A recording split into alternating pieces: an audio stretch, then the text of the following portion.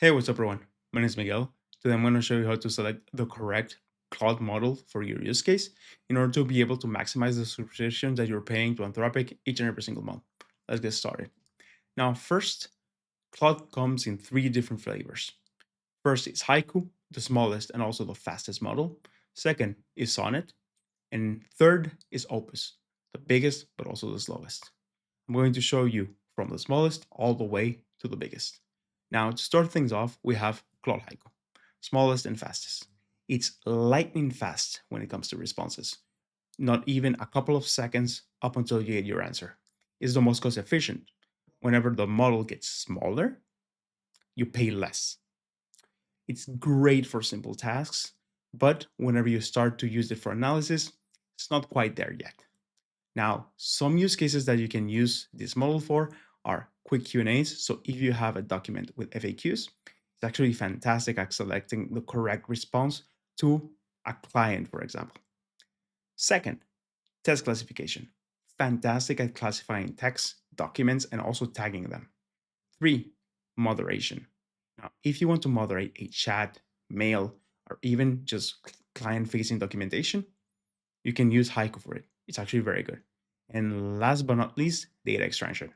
If you have documents that are sent to you, just like images that are up, down, flipped up, even with some stains on them, Haiku is great at extracting data from them. You don't have to bother reading the document anymore. You just have to verify that the things that he says are actually true. Now, if you actually want to select the good model right here, whenever you head into your cloud application, you can simply click on this button right here that's called the model selector, and you will see the three big models appear. So Opus, Sonnet, and Haiku. Haiku is selected right here, and you can turn on the extended thinking feature. Quite frankly, it's not really useful for Haiku 4.5. You do see it for Sonnet, however, just being honest with you. Now, going back into our models, now we will talk about Sonnet 4.6. Now, Sonnet is, I would say, probably my favorite model when it comes to actually just cost efficiency. Why? Because for most business use cases, this is absolutely just fantastic. You don't have to go all the way up to Opus to truly be able to capture the power of AI for business use cases. It's fantastic at balancing speed and analysis, consumes way fewer tokens than Opus. It can handle complex instructions, very, very complex ones, analyzing multiple documents at once, finding correlations, and it's fantastic also for coding. It's also extremely reliable at following instructions. Now, a few use cases: content creation and editing. It can help you find what works in social media and also the things that work for your own social media through data analysis. Research as well. If you use deep research with this model, you will get fantastic output. Code generation, you might tell yourself, I'm not really a developer. This is not really good for me. But code is really at the basis of everything that AI does. So if a model is good at coding, it's good at everything else. Now, in order to be able to select it, of course, you simply have to head down here and select Sonnet. As you can see, this toggle right here changes. We go from extended thinking into adaptive thinking. Now, instead of just thinking more, the model is now going to automatically select whether it has to think more or less for the use case that we give him. So if you tell him to send an email, he's not really going to reason a lot. It's just writing an email. But if you ask him to take 3, 4, 5 reports from different sources and find correlations between those reports, then he will use his maximum thinking capacity. Going back into our document right here, we are now going to be talking about the big guy, Opus. Now, Opus is way above the other two in terms of just cognitive capacities, but that doesn't really mean that it's the best one for business because it's also quite slow when it comes to actually just giving you responses. Sometimes thinking through problems quite a lot, it's not really good.